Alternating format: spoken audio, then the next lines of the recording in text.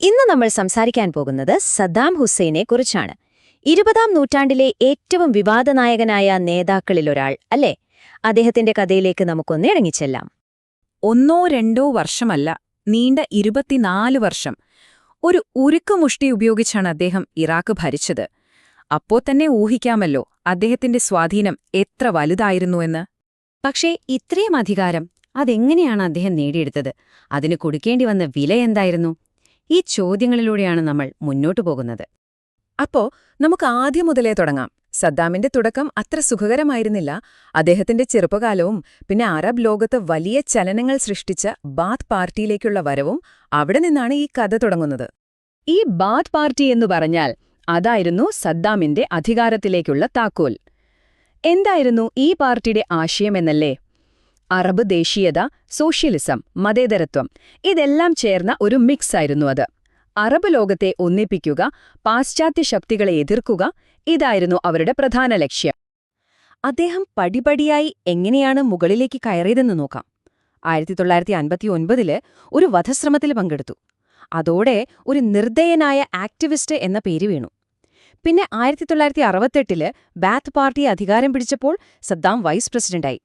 അവസാനം 1979 പ്രസിഡന്റിനെ അങ്ങോട്ട് നിർബന്ധിച്ച് രാജിവെപ്പിച്ച് സദ്ദാം തന്നെ ഇറാഖിന്റെ സർവാധികാരിയായി മാറി.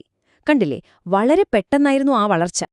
അപ്പോ അധികാരം കയ്യിൽ കിട്ടിയ ശേഷം സദ്ദാമിന്റെ ഭരണം ശരിക്കും പറഞ്ഞാല് ഒരു നാണയത്തിന്റെ ഇരുവശങ്ങൾ പോലെയായിരുന്നു. ഒരു വശത്തു നോക്കുമ്പോ ഇറാഖിനെ അടിമുടി മാറ്റുന്ന ഒരു ആധുനിക നേതാവ്, മറുവശത്തോ ഒരു പോലീസ് സ്റ്റേറ്റ് പടുത്തുയർത്തുന്ന ഒരു ഏകാധിപതി.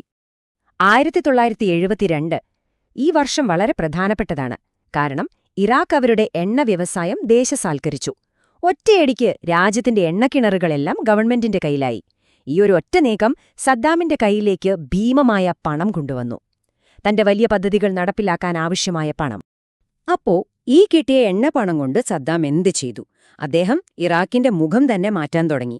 എല്ലാവർക്കും വിദ്യാഭ്യാസം, നല്ല ആശുപത്രികൾ, പുതിയ റോഡുകൾ, പാലങ്ങൾ, എന്തിന് സ്ത്രീകളെപ്പോലും തൊഴിലിടങ്ങളിലേക്ക് കൊണ്ടുവന്നു.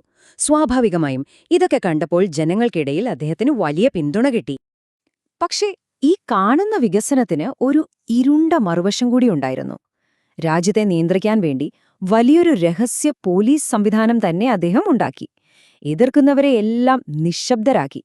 എവിടെ നോക്കിയാലും സദ്ദാമിന്റെ ചിത്രങ്ങളും പോസ്റ്ററുകളും. ഭയം കൊണ്ടും ചിലർക്ക് സ്ഥാനമാനങ്ങൾ കൊടുത്തും ഭരണമുറപ്പിച്ചു. കൂട്ടത്തിൽ കുർദുകളെയും ഷിയാകളെയും പോലുള്ള ന്യൂനപക്ഷങ്ങളെ അതിക്രൂരമായി അടിച്ചമർത്തുകയും ചെയ്തു. ഇനി നമ്മൾ പോകുന്നത് സദ്ദാമിന്റെ ഭരണത്തിലെ ഏറ്റവും രക്തരൂക്ഷിതമായ ഒരു കാലഘട്ടത്തിലേക്കാണ്. പശ്ചിമേഷ്യ തന്നെ പിടിച്ചുകുലുക്കിയ യുദ്ധങ്ങളുടെ ഒരു പരമ്പര തന്നെയായിരുന്നു അത്. തുടക്കം 1980 ഇറാഖ് ഇറാനെ അങ്ങോട്ടാക്രമിക്കുന്നു. എന്തിനായിരുന്നു ഈ യുദ്ധം? 1. ഇറാനിലെ ഇസ്ലാമിക വിപ്ലവം തന്റെ രാജ്യത്തേക്കും പടരുമോ എന്നൊരു പേടി സദ്ദാമിനുണ്ടായിരുന്നു. 2. ആ മേഖലയിലെ സൂപ്പർ പവർ ആകണമെന്നാഗ്രഹം. പക്ഷെ കണക്കുകൂട്ടലുകളൊക്കെ തെറ്റി. പെട്ടെന്ന് ജയിക്കാമെന്ന് കരുതിയ യുദ്ധം 8 വർഷം നീണ്ടുനിന്നു. ലക്ഷക്കണക്കിന് ആളുകളാണതിൽ കൊല്ലപ്പെട്ടത്. ശരിക്കും ഒരു ദുരന്തം തന്നെയായിരുന്നു അത്. ഈ മാപ്പ് നോക്കിയാല് നിങ്ങൾക്ക് കാണാം 8 വർഷം നീണ്ട ആ യുദ്ധം എത്ര വലുതായിരുന്നുവെന്ന്. അതിർത്തിയുടെ അങ്ങോട്ടും ഇങ്ങോട്ടും നിരന്തരമായ സൈനിക നീക്കങ്ങൾ, ഓരോരോ പ്രദേശങ്ങൾ പിടിച്ചെടുക്കാനുള്ള ശ്രമങ്ങൾ, അങ്ങനെയായിരുന്നു ആ കാലം. യുദ്ധം വെറും പട്ടാളക്കാർ തമ്മിലായിരുന്നില്ല. അതിന്റെ ക്രൂരത എത്രത്തോളം ഉണ്ടായിരുന്നുവെന്ന് ഈ ഭൂപടം കാണിച്ചുതരും. സാധാരണക്കാർ താമസിക്കുന്ന നഗരങ്ങളിൽ വരെ ബോംബുകളും മിസൈലുകളും വീണു. അതിലും ഭീകരമായ കാര്യം, ഇറാനികൾക്കെതിരെ മാത്രമല്ല, സ്വന്തം രാജ്യത്തെ കുർദ് വംശജർക്കെതിരെ പോലും സദ്ദാം രാസായുധങ്ങൾ ഉപയോഗിച്ചുവെന്നതാണ്. ആ ആക്രമണങ്ങൾ നടന്ന സ്ഥലങ്ങളാണ് ഇതിൽ അടയാളപ്പെടുത്തിയിരിക്കുന്നത്. അപ്പോ 8 വർഷത്തെ യുദ്ധം കഴിഞ്ഞു. ഫലമോ? ഇറാഖിന് $80 ബില്യൺ കൂടുതൽ കടം. ഈ വലിയ സാമ്പത്തിക പ്രതിസന്ധിയാണ് അടുത്ത പ്രശ്നത്തിന് വഴിവെച്ചത്. ഈ കടത്തിൽ നിന്ന് കരകയറാൻ സദ്ദാം ഒരു എളുപ്പവഴി കണ്ടെത്തി: തൊട്ടടുത്തുള്ള കുവൈത്ത്. അദ്ദേഹത്തിന്റെ ന്യായമിതായിരുന്നു: കുവൈറ്റ് ഒരുപാട് എണ്ണ ഉൽപ്പാദിപ്പിച്ച് മാർക്കറ്റിലെ വില കുറയ്ക്കുന്നു. ഇത് ഞങ്ങളുടെ സാമ്പത്തിക വ്യവസ്ഥയെ തകർക്കുകയാണ്. ഇതായിരുന്നു കുവൈറ്റിനെ ആക്രമിക്കാനായി അദ്ദേഹം പറഞ്ഞ കാരണം. അങ്ങനെ നമ്മള് സദ്ദാമിന്റെ കഥയുടെ അവസാന ഭാഗത്തേക്ക് കടക്കുകയാണ്. ഗൾഫ് യുദ്ധം, അതിനുശേഷമുള്ള ഉപരോധം, പിന്നെ 2003 അമേരിക്കൻ അധിനിവേശം. ഇതോടെ കാര്യങ്ങൾ മാറിമറിയും. കുവൈറ്റിനെ ആക്രമിച്ചപ്പോൾ ലോകം വെറുതെയിരുന്നില്ല. അമേരിക്കയുടെ നേതൃത്വത്തിൽ ഒരു വലിയ സൈനിക സഖ്യം തന്നെ രൂപപ്പെട്ടു. Operation desert storm. വളരെ പെട്ടെന്നായിരുന്നു അവരുടെ നീക്കം. ഇറാഖി സൈന്യത്തെ നിഷ്പ്രയാസം തോൽപ്പിച്ച് അവർ കുവൈറ്റിനെ സ്വതന്ത്രമാക്കി. ഗൾഫ് യുദ്ധം കഴിഞ്ഞതോടെ ഇറാഖിനുമേൽ യുഎന് കടുത്ത ഉപരോധങ്ങൾ ഏർപ്പെടുത്തി. പക്ഷേ സദ്ദാമിനോട് എന്ത് സമീപനം വേണം എന്ന കാര്യത്തിൽ ലോകരാജ്യങ്ങൾക്കിടയിൽ ഒരു തർക്കമുണ്ടായിരുന്നു. ഒരു വശത്ത് അമേരിക്കയും ബ്രിട്ടനും ഇനി ഒരു വിട്ടുവീഴ്ചയുമില്ല എന്ന നിലപാടിൽ ഉറച്ചുനിന്നു. മറുവശത്ത് റഷ്യയും ഫ്രാൻസും പോലുള്ള രാജ്യങ്ങൾ ഉപരോധത്തിൽ കുറച്ച് ഇളവൊക്കെ കൊടുത്ത് നയതന്ത്രപരമായി മുന്നോട്ടു പോകാൻ ശ്രമിച്ചു. അവസാനം ആ നിർണായക വർഷമെത്തി. 2003 മാർച്ച് മാസം അമേരിക്കൻ നേതൃത്വത്തിലുള്ള സഖ്യം ഇറാഖ് അധിനിവേശം തുടങ്ങി.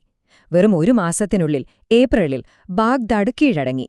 ആ വർഷം അവസാനം ഡിസംബറിൽ ഒരു ബങ്കറിൽ ഒളിച്ചിരുന്ന സദ്ദാമിനെ അമേരിക്കൻ സൈന്യം പിടികൂടുകയും ചെയ്തു. അപ്പോ സദ്ദാമിന്റെ അന്ത്യം എങ്ങനെയായിരുന്നു? അതിനുശേഷം അദ്ദേഹത്തിന്റെ പൈതൃകത്തെക്കുറിച്ച് ഇന്നും എന്തുകൊണ്ടാണ് ഇത്രയധികം തർക്കങ്ങൾ നടക്കുന്നത്? നമുക്ക് നോക്കാം. പിടിക്കപ്പെട്ട ശേഷം അദ്ദേഹത്തെ വിചാരണ ചെയ്തു. ഒരു ഇറാഖി കോടതി തന്നെയായിരുന്നു വിധി പറഞ്ഞത്. മനുഷ്യരാശിക്കെതിരായ കുറ്റങ്ങൾക്കാണ് അദ്ദേഹത്തെ ശിക്ഷിച്ചത്. അങ്ങനെ 2006 ഡിസംബർ 30 സദ്ദാം ഹുസൈനെ തൂക്കിലേറ്റി.